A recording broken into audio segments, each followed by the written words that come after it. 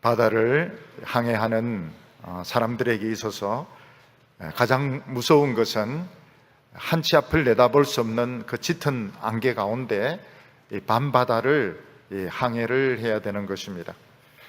안개가 짙게 끼면 앞에 암초가 있는지 또 빙산이 있는지 또 다른 배가 오는지 알 수가 없습니다.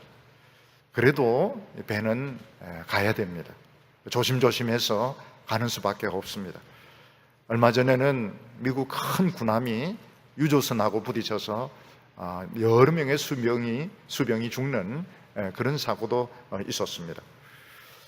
그동안 우리는 한치 앞을 내다볼 수 없는 그런 짙은 안개 가운데서 이 세상을 살아왔습니다. 우리나라는 아예 선장이 없는 배를 타고 대통령이 없는 그런 나라를 우리는 여기까지 오게 되었습니다. 지금 이제 선장을 뽑기는 했지만 세상의 파도가 너무너무 거칠어서 우리나라가 제대로 갈 수 있을지 다들 걱정을 하고 있습니다. 기업하는 분들이 돈을 벌어야 국민들이 잘 살 수가 있는데 기업하는 분들이 미래를 예측을 할 수가 없습니다.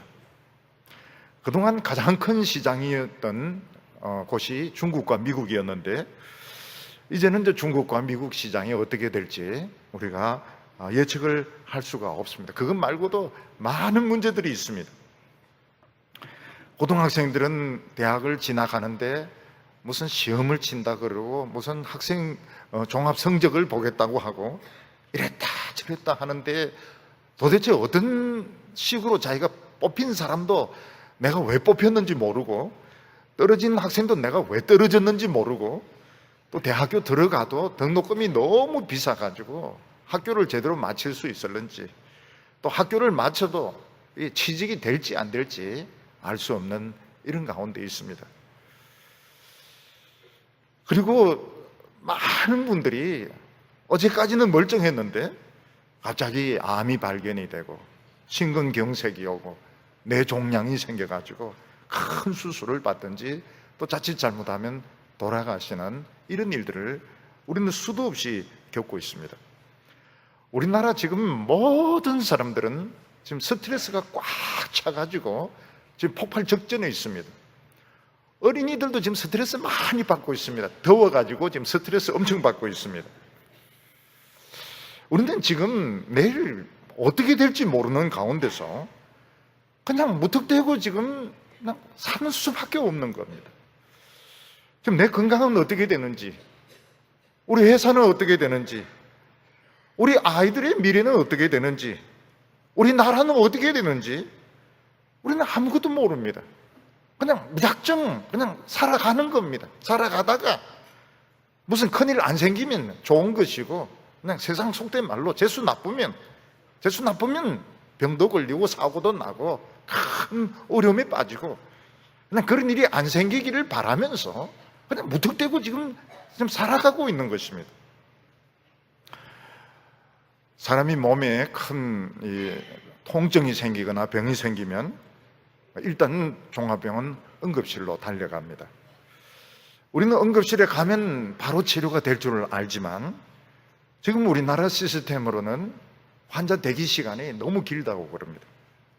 평균 10시간, 심지어는 15시간 전혀 환자 손 못 대고 치료 못하고 그냥 이 검사 저 검사만 하면서 환자가 이제 방치되는 경우가 많은데 어떤 경우에는 치료를 잘못 제대로 받지 못하면 환자가 기다리다가 목숨을 잃게 되는 경우도 있는 것입니다. 그런데 그 이유는 이 의료진의 숫자는 적는데 환자들이 너무 많아서 그렇다는 것입니다. 그런데 아무리 환자가 많고 의료진이 적어도 숨을 못 쉬는 환자는 무조건 숨을 쉬게 해야 됩니다. 만약에 숨을 제대로 호흡을 못하는 환자를 그냥 내버려 두면 바로 돌아가시게 되는데 그러면 이제 영영 살릴 수가 없게 됩니다. 이 숨을 쉬는 문제, 이게 굉장히 중요한 문제입니다. 오늘 우리들에게는 급한 문제들이 많습니다.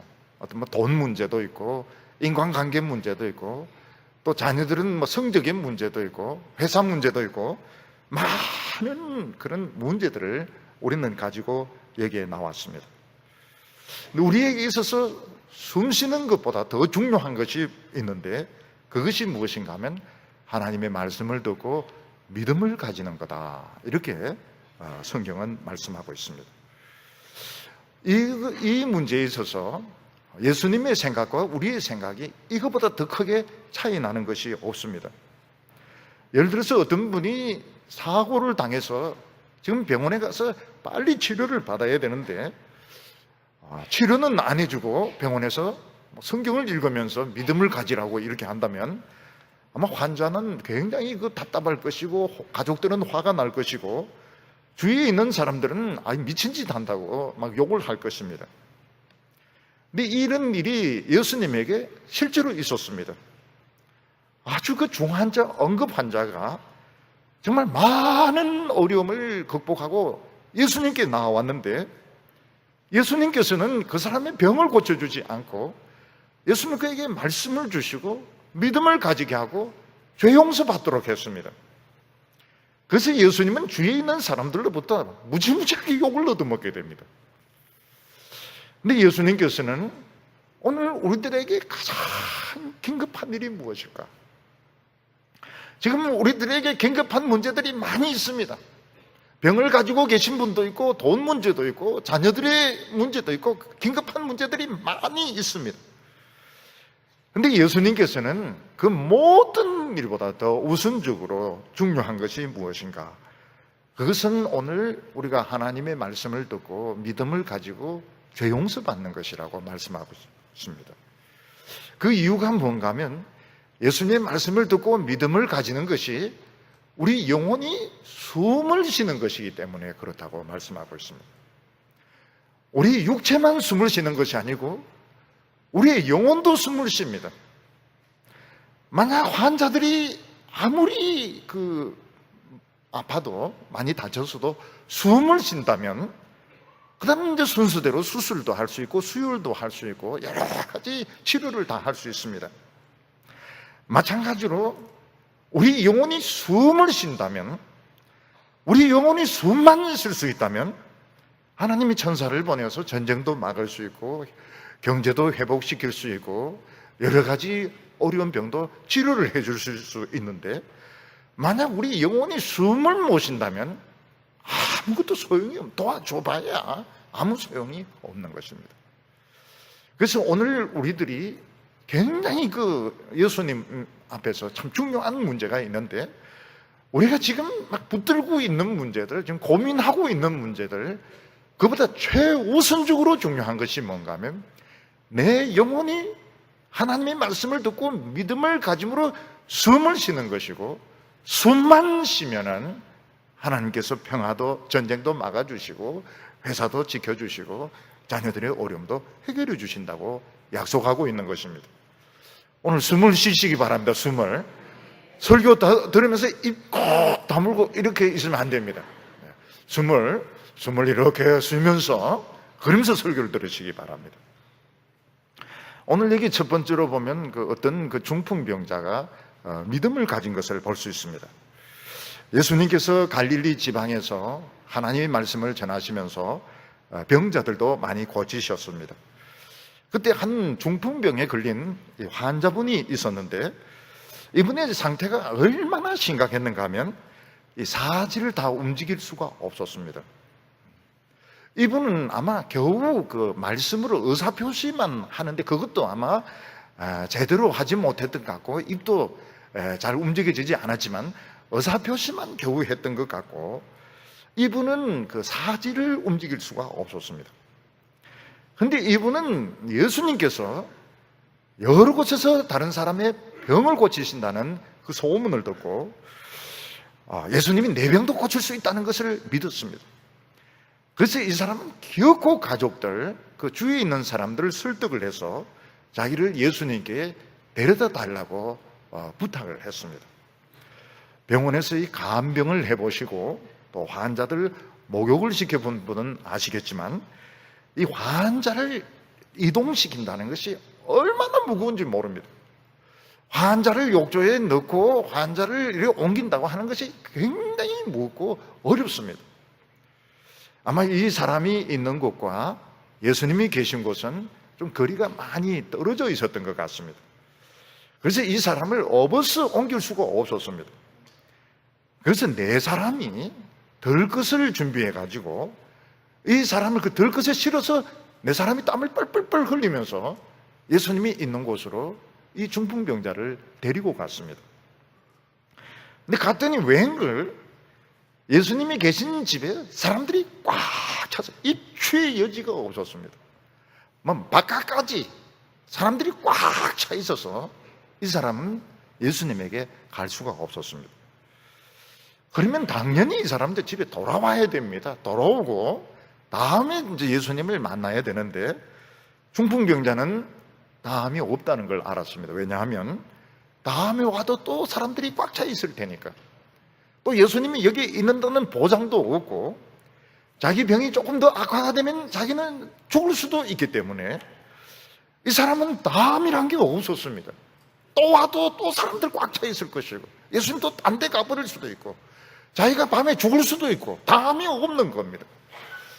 그래서 자기를 데리고 온 사람에게 부탁을 합니다. 나를 지붕 위에 좀 데리고 올라가 달라고. 지붕 위에 데리고 올라가 달라고. 그리고 지붕을 뜯으라고 이야기했습니다. 여러분, 지붕이라고 하는 것은 바람도 견뎌야 되고 비도 막아야 하기 때문에 지붕이라고 하는 것은 그렇게 허술하지가 않습니다. 다른 사람의 집에 지붕을 뜯는다고 하는 것은 이는 굉장히 큰 작업이고 자기 집도 아닙니다. 그런데 이 사람은 그런 거 신경 쓰지 않습니다. 나중에 욕을 얻어먹든 변상을 하든 무슨 일이 있어도 난 오늘 꼭 예수님을 나 오늘 만나야 되겠다. 오늘 예수님을 만나지 않으면 난 내일이 없다. 나는 꼭 예수님을 만나야 되고 꼭 병치료를 받아야 되겠다. 그런 생각을 가지고 지붕을 뜯고 밧줄로 그 들것을 메어가지고 자기를 내리도록 했던 것입니다. 예수님은 이 사람의 그 집념, 또 이 사람의 그 노력을 보고 감동을 하셨습니다. 그리고 예수님은 어떻게 하셨습니까? 그 사람의 병은 고쳐주지 아니하시고 그 사람에게 하나님의 말씀을 주시고 믿음을 주시고 죄의 용서받았다는 선포를 하셨습니다. 이게 놀라운 일이었습니다. 오늘 말씀 마태복음 9장 2절 말씀을 보면 침상에 누운 중풍병자를 사람이 데리고 오거늘 예수께서 그들의 믿음을 보시고 중풍병자에게 이르시되 적은 자야 안심하라 내 죄사함을 받았느니라. 예수님께서는 이런 어려움 끝에 예수님에게 온 이 환자, 이 응급 환자를 고쳐주지 아니하셨습니다. 예수님께서는 이 사람에게 하나님의 말씀을 주시고 믿음을 주시고 죄의 용서를 선포하셨습니다. 이것은 예수님 자신에게도 예외적인 일이었습니다. 예수님은 지금까지 이렇게 하지 아니하셨습니다. 예수님은 지금까지 많은 병자들이 찾아오면 병부터 치료해 주셨습니다. 그러다가 참 귀한 믿음을 가진 사람이 그 중에 있으면 그들의 믿음을 인정해 주시고 칭찬해 주시고 또 축복해 주셨습니다. 지금까지 예수님은 그렇게 하셨습니다. 근데 이번 중풍병자는 정말 많은 어려움 끝에, 정말 어려움 끝에 모든 사람들의 그 욕을 각오하고 남의 집을 부수면서까지 예수님 앞에 왔는데 예수님은 병을 고쳐주지 아니하시고 하나님의 말씀을 주시고 믿음을 가지게 하시고 죄의 용서를 선포하셨던 것입니다. 이게 이해가 되지 않습니다. 아니, 어떤 분이 교통사고로 심하게 다쳤을 때, 어떤 분에게 암이 발견되었을 때 빨리 병원에 가서 수술을 받고 치료받는 것이 급하지 다른 것이 급하겠습니까? 오늘 우리들에게는 그런 급한 문제들이 많이 있습니다. 우리는 그런 문제들을 산더미처럼 지금 끌어안고 지금 살아가고 있습니다. 근데 예수님께서는 그런 것들을 해결해 주시지 아니하시고 말씀을 주시고 믿음을 가지게 하시고 죄의 용서를 선포하셨던 것입니다. 우선 이 중풍병자의 믿음이 참 대단합니다. 이 사람은 자기 스스로의 힘으로 걸을 수도 없고 일어날 수도 없었습니다. 이 사람은 예수님이 다른 곳에서 사람들의 병을 고친다는 소문을 듣고 다른 사람의 병을 고친다면 내 병도 고칠 수 있다는 걸 확신을 했습니다. 예수님께서 맹인의 눈을 뜨게 하시고 장애인을 일어서게 하시고 한센 병자의 병을 고치시고 귀신 들린 자의 귀신을 쫓아냈다면 예수님께서는 내 중풍병도 반드시 고친다는 것을 확신을 하셨습니다. 확신을 했습니다. 그리고 절대로 포기를 하지 않았습니다. 그는 그 사람 이야기는 그 사람들 이야기고 나는 그냥 이렇게 살다가 죽어야 되겠다. 죽을 때 되면 죽어야 되겠다. 이렇게 하지 않고 그 사람은 예수님이 다른 사람을 고치셨다면 틀림없이 나도 고칠 수 있다. 확신을 가졌습니다.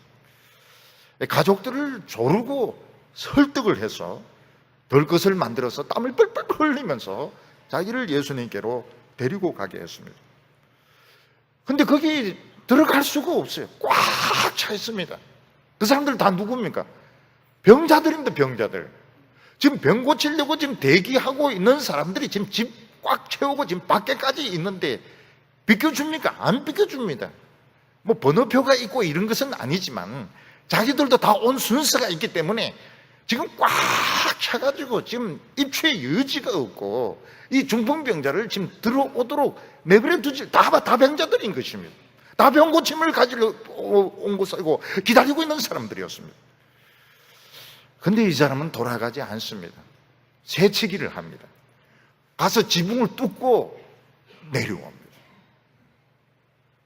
이렇게 한 이유가 무엇이면 예수님에게 오면 예수님이 반드시 내 병을 고쳐주죠. 다음은 없다. 순서도 필요 없다. 꼭 예수님을 만나야 되고 오늘 고침을 받아야 된다. 이런 믿음이 있었기 때문입니다. 오늘 우리에게도 이 믿음이 필요합니다. 우리는 성경 말씀을 통해서 또 많은 신앙적인 그런 이야기들을 통해서 예수님을 만난 뒤에 인생이 변한 사람들의 이야기를 많이 듣습니다. 예수님을 만나기 전에는 주정뱅이였습니다. 예수님을 만나기 전에는 병자였습니다. 예수님을 만나기 전에는 자기 인생의 목적을 알지 못했습니다.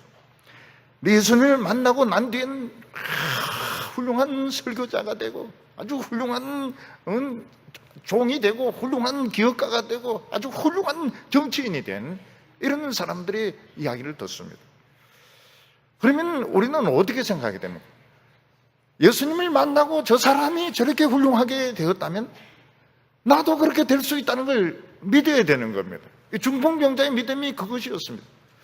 스펄전이 저렇게 설교를 잘할 수 있으면 나도 설교를 잘할 수 있고 아브라함 링컨이 저런 대통령이 될 수 있다면 나도 될 수 있고 이걸 믿어야 되는 것입니다.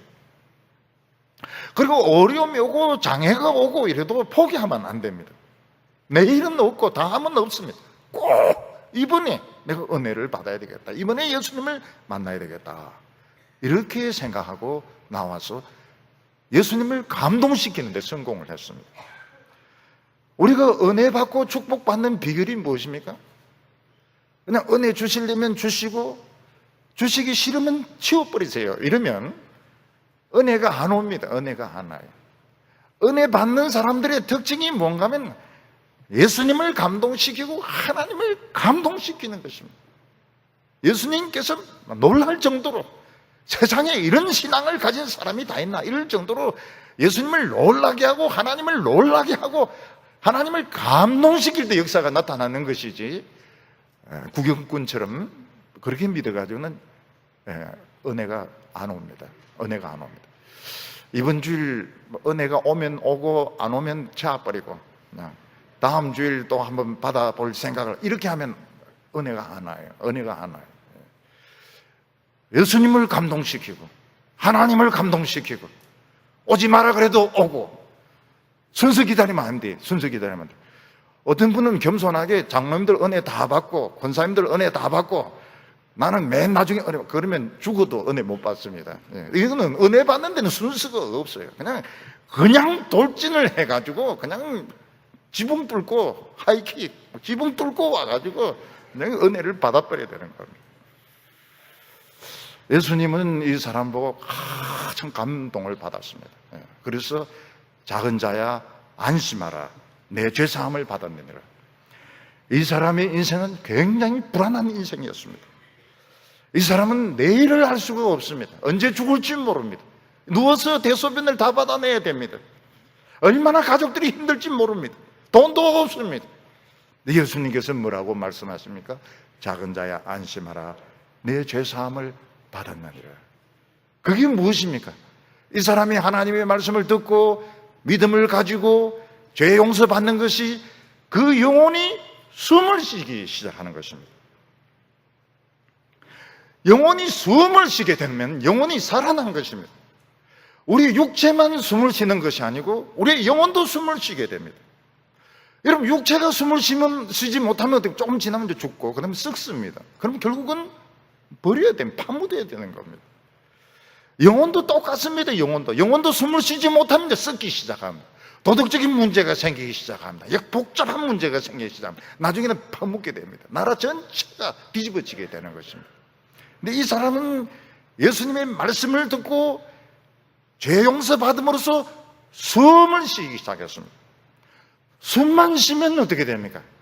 하나님이 얼마든지 천사를 보내서 그 육체를 치료할 수 있고 그 경제적인 어려움을 해결할 수 있고 전쟁을 막을 수가 있고 미래를 열 수가 있는데, 영혼의 숨을 안 쉬면 그걸 해결해 줘도 썩는 겁니다. 돈을 주시고 축복을 주셔도 썩는 것입니다. 사회 전체가 썩어버리는 것입니다. 예수님께서 내 죄사함을 받았느니라 하는 것은 이 사람에게 하는 의미도 있지만 하나님에게 하는 의미도, 하나님, 여기 지금 한 사람이 숨을 쉬고 있습니다. 하나님, 여기에 살아있는 한 사람이 있습니다. 살아있는 사람이 있으면 반드시 구조대가 옵니다. 구조대가 오면 그 사람을 병원으로 데려가서 치료를 하게 되는 것입니다.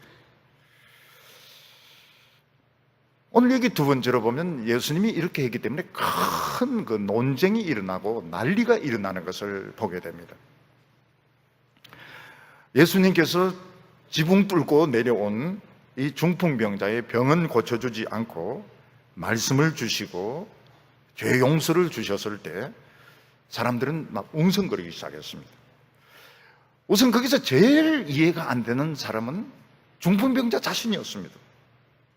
이 사람이 땀을 뻘뻘, 가족들과 친지들 땀 뻘뻘 흘리면서 들것을 들고 여기까지 오게 하고 남의 집을 부수면서 내려온 것은 병을 고치려고 내려온 것입니다.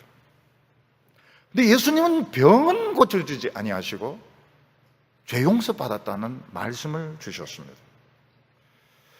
지금 이 사람에게 필요한 것은, 물론 이 사람 죄 많이 지었을 겁니다. 근데 이 사람에게 필요한 것은 죄 용서가 아니고 중풍병이 낫는 것입니다. 지금 이 병 때문에 이 사람은 지금 사지를 쓸 수가 없습니다. 누워서 대소변을 지금 받아내고 있습니다. 너무너무 고통스러운 삶을 살고 있습니다. 가족들도 지금 할 짓이 아닙니다. 지금 이런 상태로 얼마나 살아야 되는지, 언제 죽어야 될지 모릅니다. 제일 지금 이 사람을 비참하게 하는 문제는 병이었습니다. 근데 예수님은 지금 이 사람에게 정말 필요한 것, 정말 이 사람에게 꼭 필요한 것, 그걸 주시지 않고 딴 것을 주셨습니다. 딴 거, 엉뚱한 걸 주신 것입니다. 이 사람은 지금 현실적인 문제가 해결되기를 바랬는데 예수님은 현실적이지 않는 것을 주셨습니다. 여러분, 병 낫는 것이 얼마나 이 사람에게 중요한 것입니까? 병 낫는 것은 당장 필요한 것이고 살아가는데 너무너무 중요한 것이었습니다. 죄 용서는 뭡니까? 뭔지도 몰라요. 죄 용서는 뭔지도 모르겠고 죄 용서가 왜 필요한지도 모르겠고 죄 용서되면 어떻게 되는지 이 사람은 모릅니다. 근데 예수님은 병은 안 고쳐주시고 다른 엉뚱하게 하나님의 말씀을 주시고 죄 용서를 선포하시고, 그러니까 이 중풍병자 자신이 이해가 안 되는 겁니다. 왜 예수님은 병을 안 고쳐주시고 딴 이야기를 하실까? 나에게 제일 필요한 게 이 병 낫는 것, 나 이것 때문에 왔는데 왜 예수님은 병은 안 고쳐주시고 엉뚱한 말씀만 하시는가? 병 고치는 능력이 없어졌는가? 자신이 없는가? 그런 생각이 들 수도 있는 것입니다. 그리고 더 놀란 것은 거기 온 사람들이었습니다. 지금 입추의 여지가 없을 정도로 방 안은 물건이고 마당까지 사람들이 꽉 들었었는데 이 다 병자들입니다. 지금 전부 병 고침을 받으러 온 겁니다. 그들은 전부 어떤 다리 병이라든지 위병이라든지 귀신 들림이라든지 신체적인 장애라든지 지금 그것 다 고침 받으려고 그렇게 많은 사람들이 와가지고 지금 대기를 하고 있는 것이었습니다. 근데 어떤 사람이 새치기를 딱 합니다. 지붕 뚫고 내려와가지고 지금 전부 기다리고 있는데 지붕 뚫고 내려와서 먼저 치료받는데 예수님 치료 안 해주시는 거예요. 그건 굉장히 쌤통이죠. 근데 예수님 말씀을 들어보니까 좀 이상합니다. 너 순서를 어겼기 때문에 나중에 와. 이게 아닙니다.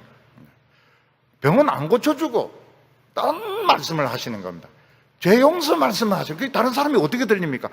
이제부터 내 병 고치는 것은 이제 폐업했다. 그리고 이제 이제부터는 죄 용서해 줄 테니까 죄 용서 받고 싶은 사람 남고 그렇지 않으면 가라. 이렇게도 들릴 수가 있는 겁니다. 지금 우리 그것 때문에 왔는데 그래서 사람들이 지금 웅성웅성거리고 있습니다. 새치기 한 사람 안 고쳐주는 건 좋은데 지금 예수님 이제 병 고치는 거 이거 이제 그만두셨는가? 경상도 말로 막살 나왔는가? 그러면서 사람들이 지금 막 웅성거리면서 지금 가야 되는지 말아야 되는지 그러고 있는 겁니다. 근데 거기에 막 화가 머리끝까지 나서 막 소리 지르고 막 욕하는 사람들이 있었습니다. 그 사람들이 누군가 하면 거기에 와 있던 서기관들이었습니다. 이 서기관들은 예수님이 말씀을 전하시면서 병을 고친다 하는 소문을 듣고 현장 조사를 나온 것입니다. 진짜 이 병 고치는 것인지 아니면 사기인지 이걸 확인을 하려고 현장 조사를 나왔던 것입니다. 우리나라도 일제시대 때 막 부흥이 일어날 때 병 낫는 사람들이 많았습니다. 그래서 종의 차원에서 조사위원을 파견을 했습니다. 그래서 병 나았던 사람들을 조사를 했습니다. 진짜 병이 나은 것인지 아니면 그냥 병 나은 채 하는 것인지 막 조사를 했습니다. 조사 결과가 뭔가 하면 진짜 병 나은 사람들이 많이 있었습니다. 부흥이 일어나면서 기적으로 병 낫는 사람들이 많이 있었다는 것을 확인을 할 수 있었던 것입니다. 근데 적어도 죄 용서를 받으려고 하면 이스라엘 백성들은 죄 지은 사람이 양이나 염소, 소는 너무 비싸고요. 양이나 염소나 아니면 가난한 사람은 비둘기를 들고 성전으로 가야 됩니다. 성전으로 가가지고 그 제사장이 보는 앞에서 그 양이나 그 염소에게 안수하면서 자기 죄를 이야기를 해야 됩니다. 그러면 이제 제사장이 그 양과 염소를 죽여가지고 태워서 하나님께 제사를 드립니다. 그리고 제사를 드리고 난 뒤에 다 태우고 난 뒤에 제사장이 뭐라고 말합니까? 소자야, 작은 자야, 내 죄사함을 받았느니라. 그렇게 선언을 하게 되는 것입니다. 그런데 예수님께서는 성전도 없고 제사장도 없고 율법도 다 무시하고 자신의 그 직권으로 거기서 마음대로 죄 용서를 선포를 해버리는 겁니다. 그때 서기관들은 굉장히 분노하기 시작했습니다. 아니 지가 뭔데? 예수 지가 뭔데? 성전도 무시하고 율법도 무시하고 제사장도 무시하고 지가 뭔데? 아무것도 없는데 그냥 죄 용서를 선포할 수 있느냐? 이거는 하나님을 모독한 것이다.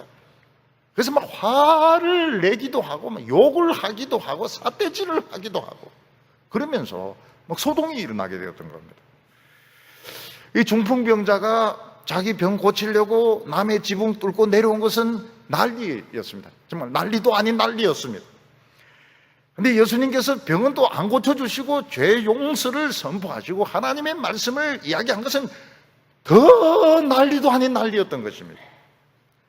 아주 난리가 일어나게 되었습니다. 중풍병자는 병이 낫지 않아서 실망을 합니다. 거기에 있는 사람들은 웅성웅성거립니다. 완전히 예수는 병 안 고치는가 봐. 이제는 죄 용서하는 쪽으로 직업을 바꾸셨는가 봐. 웅성웅성하고. 서기관들은 지가 뭔데, 지가 뭔데, 율법을 무시하고, 성전을 무시하고, 제사장을 무시하고, 지 맘대로 죄를 용서해. 그러면서 막 핏대를 내고 사대질을 하고, 이러면서 아주 굉장히 분위기가 험하게 됐던 겁니다. 아주 험악한 분위기가 일어나게 되었습니다.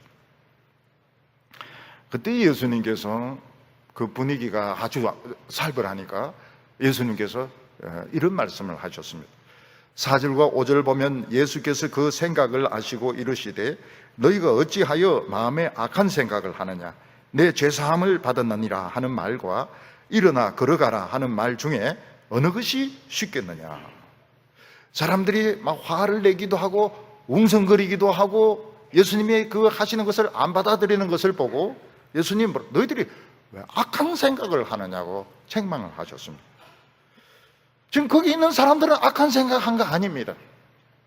거기 있는 자기들은 다 정상적이라고 이상한 분은 예수님이 이상한 것입니다.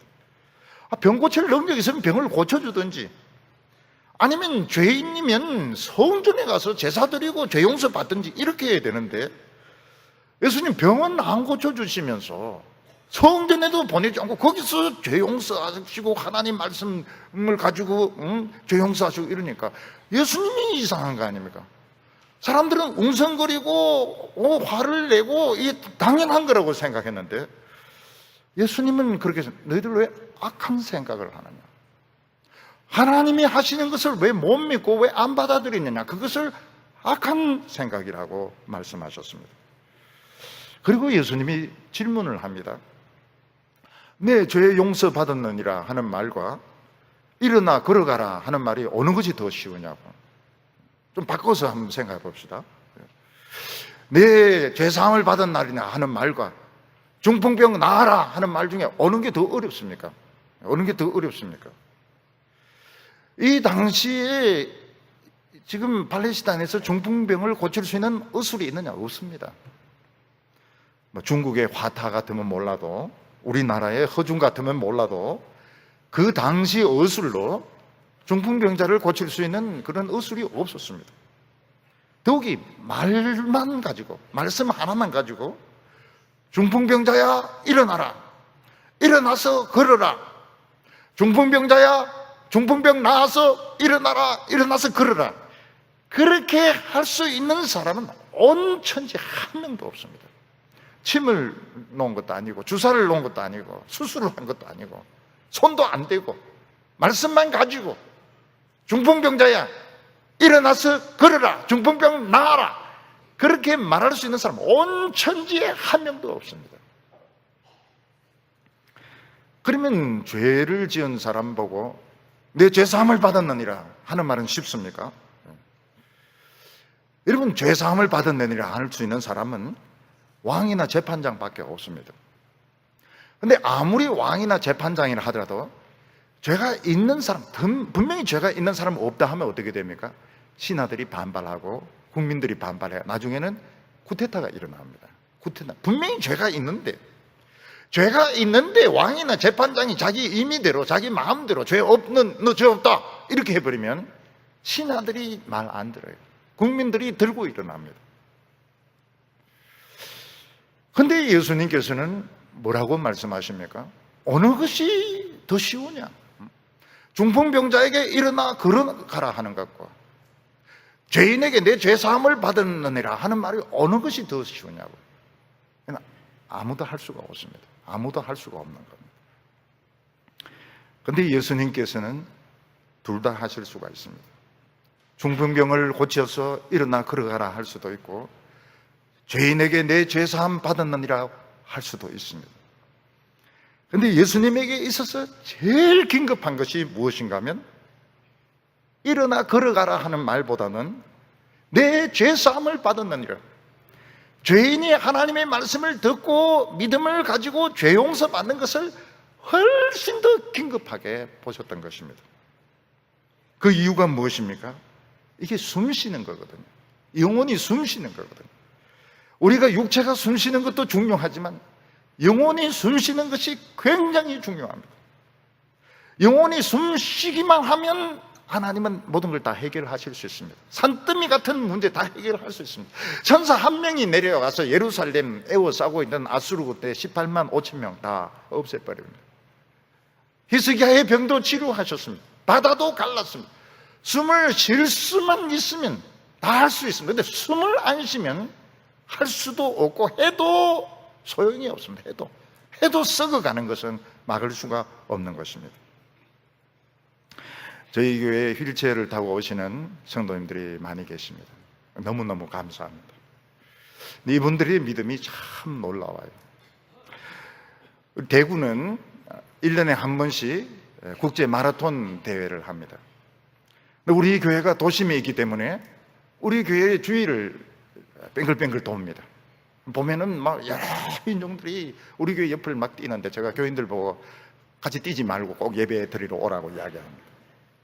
근데 우리 교회를 막 돌기 때문에 차가 올 수가 없어요. 차가 와야 이제 그 휠체어에서 내려서 그걸 타고 이렇게 오시는데 차가 올 수가 없습니다. 근데 우리 휠체어 교인들이 거의 다 오세요. 거의 다 오세요. 그래서 제가 놀라서 묻습니다. 어떻게 오셨습니까? 1시간 전부터 밀고 이걸 굴려가지고 왔다는 겁니다. 저는 이게 생각이 나요. 다리는 불편하지만, 이분들의 영혼은 숨을 쉬고 있다. 이분들의 영혼은 살아있구나. 1시간 걸려가지고 이걸 밀어가지고 예배 시간에 늦지 않게 거의 다 오세요. 몸은 불편하지만 영혼은 살아있구나. 우리나라 그 세월호가 넘어질 때요, 뒤집어져서 바다에 빠질 때, 그 안에서 자기 그 구명조끼를 학생에게 벗어준 그 여자 승무원이 있습니다.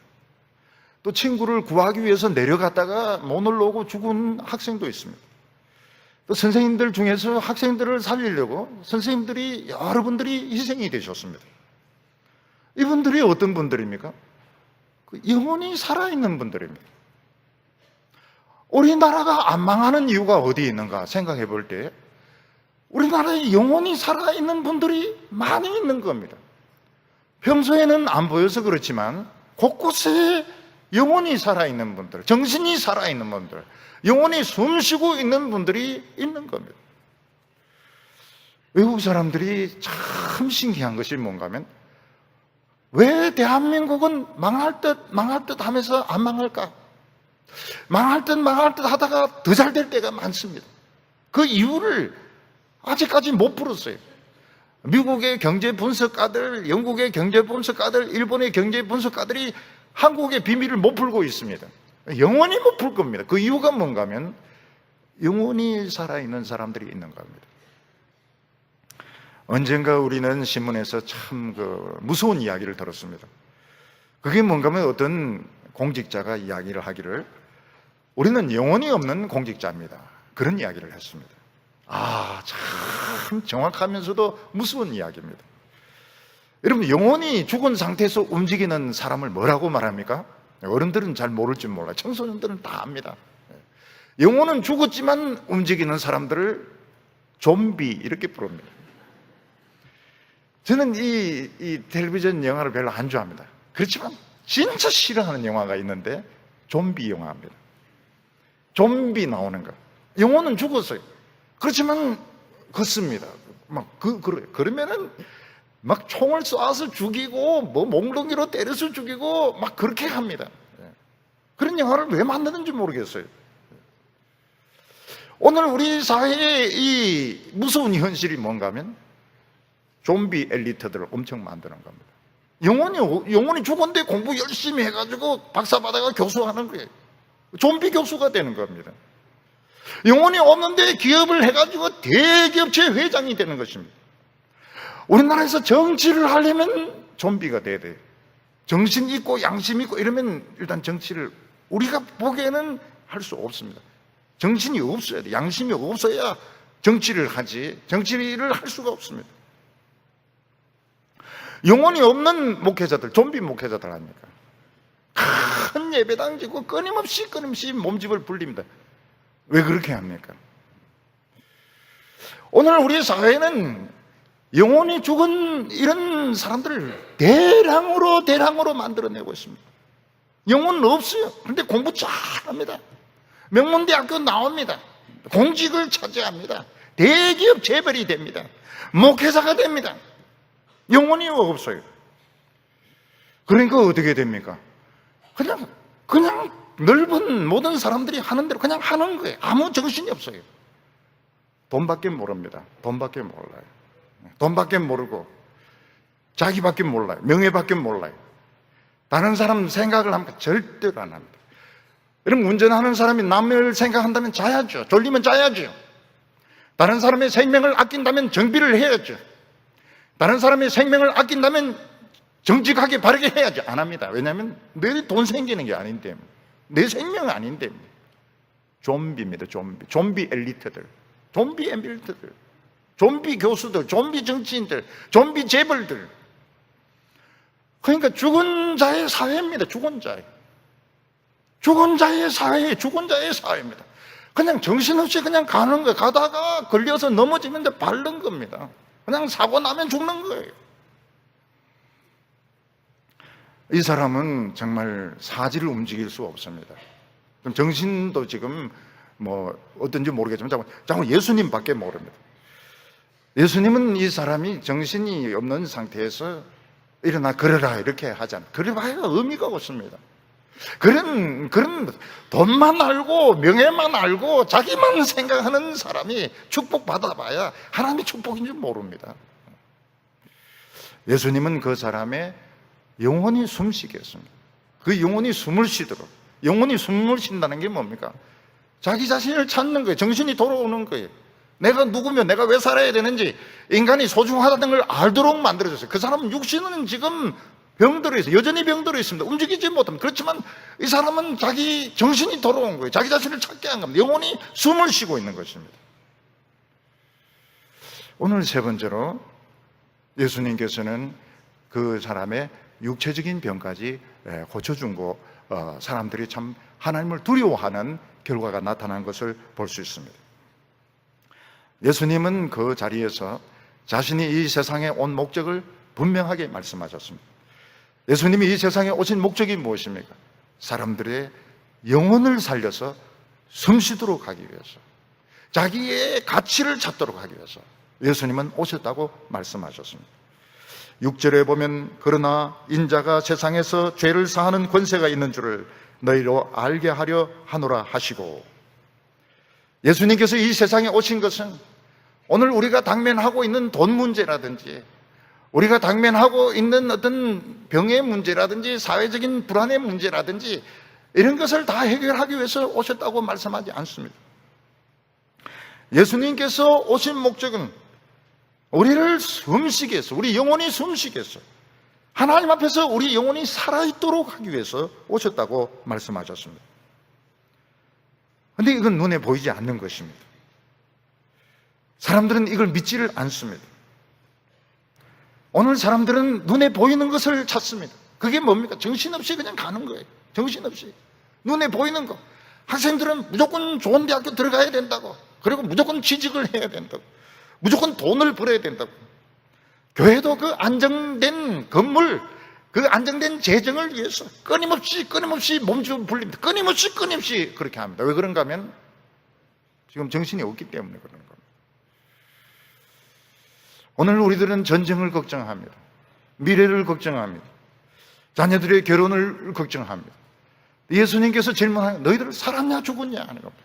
우리 어릴 때 놀 때 죽었니 살았니, 여우야 뭐하니, 살았니 죽었니.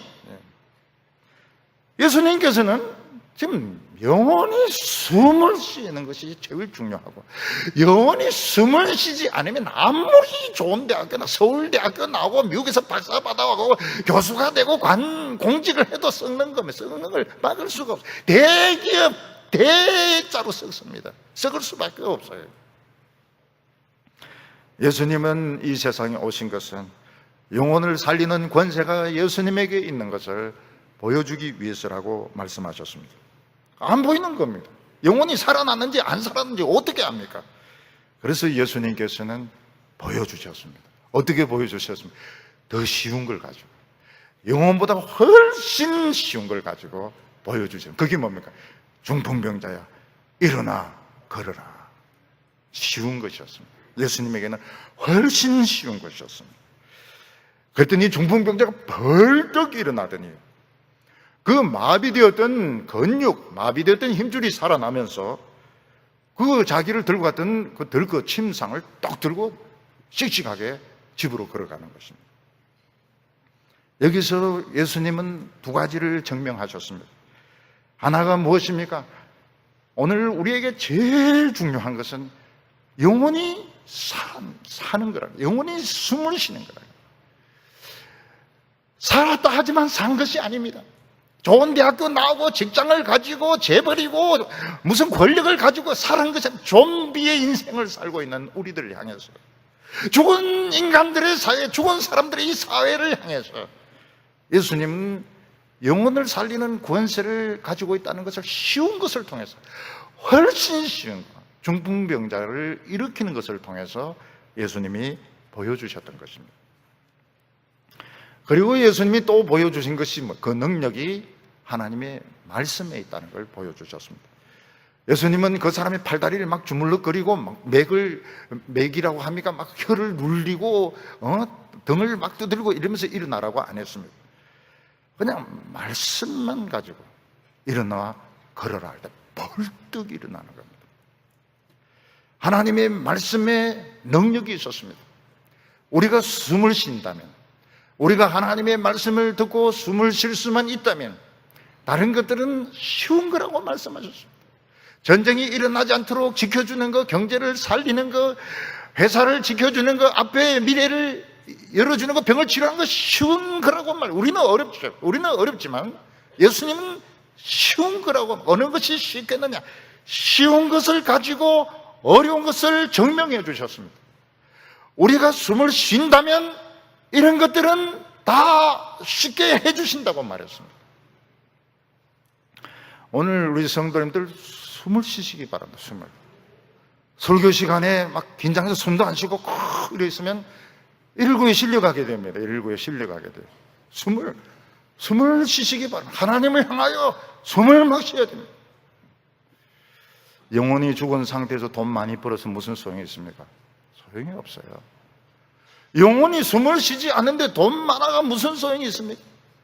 영혼이 숨을 안 쉬는데 좋은 학교 나와가지고 교수하고 박사하고 무슨 소용이 있습니까? 소용이 없어요. 영혼이 죽은 상태에서 유명해지봐야 무슨 소용이 없어요.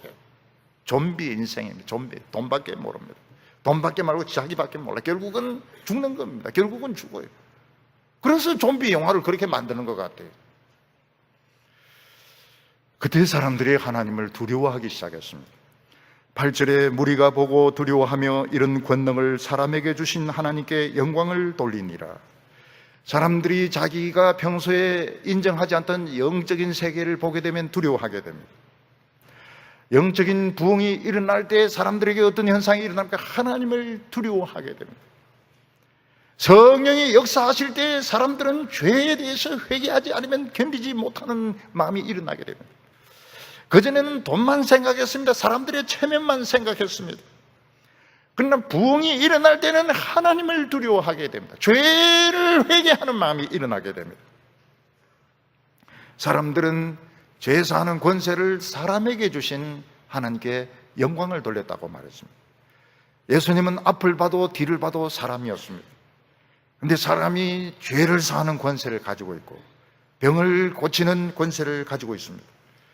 이 사람들은 예수님을 몰랐습니다. 예수님을 몰랐기 때문에 그런 이야기를 해서, 그렇지만 어떤 의미에서는 맞는 이야기이기도 합니다. 왜냐하면 예수님은 우리에게 그 권세를 주셨고 사람에게 그 권세를 주셨습니다. 우리가 예수님의 말씀, 하나님의 말씀을 가지고 복음을 전하면 어떻게 됩니까? 사람들이 그걸 믿고 죄 용서를 받게 됩니다. 우리가 아무 사람의 죄나 용서해 줄 수는 없습니다. 그러나 하나님의 말씀을 전하고 그 말씀을 믿으면 숨을 쉬게 되고, 숨을 쉬게 되면 병이 낫게 됩니다. 어려움이 해결되게 됩니다. 사람에게 이런 권세를 주신 하나님께 영광을 돌리더라고 말을 했습니다. 오늘 우리들은 영혼 없이 잘 되는 것을 두려워해야 됩니다. 오늘 우리 크리스찬들은 어떻습니까? 지금 세상 가치관에 꽉 차 있습니다. 내 영혼은 생각하지 않습니다. 돈만 생각합니다. 아이들 좋은 학교 다니는 것만 생각합니다. 안정된 삶을 생각합니다. 그게 바로 좀비의 인생인 겁니다. 그게 죽은 사람들의 생각인 것입니다. 오늘 우리의 모든 문제의 원인은 거기에 있습니다. 영혼은 죽은 상태에서 지금 돈을 가지고 있습니다. 영혼이 죽은 상태에서 공부는 공부 너무 많이 해. 쓸데없는 공부, 써먹지도 못하는 공부 너무 많이 하고 있는 거예요. 죽은 영혼이 공부를 많이 하면 무슨 소용이 있냐고요. 돈만 생각하고 자기만 생각하는데 무슨 소용이 있느냐고요. 오늘 우리가 거기서 과감하게 벗어나야 됩니다. 과감하게. 내가 염려하고 걱정하고 있는 것에서 과감하게 벗어요. 돈이 뭔데? 세상의 성공이 뭔데? 왜 그걸 가지고 내가 염려해야 돼? 과감하게 숨을 쉬시기를 바랍니다. 숨을. 우리가 숨을 쉬기만 하면 하나님의 천사들이 내려옵니다. 많이 내려옵니다. 많이 내려와서 나라를 지켜주시고 병도 치료해 주시고 우리의 길을 인도해 주실 겁니다. 오늘 우리 성도님들 예배 드리면서 숨을 마음껏 쉬시고 영혼이 살아서 씩씩하게 건강하게 돌아가는 성도들 다 되시기를 바랍니다. 기도드리겠습니다. 거룩하신 하나님 아버지, 예수님을 보내어 주셔서 감사합니다. 우리는 그동안 너무나도 답답했습니다. 우리 마음이 불안했습니다. 숨을 쉬지 못했습니다. 오늘 이 시간 예수님의 말씀을 믿게 하여 주셔서 숨을 쉬게 하여 주시고 내가 살아가야 될 목적을 깨닫게 하여 주시옵소서. 돈 걱정, 세상 걱정 다 내려놓게 하여 주시고 오늘 이 시간 우리가 하나님 앞에서 살아있는 사람들 되게 하여 주시옵소서. 예수님의 이름으로 기도하옵나이다.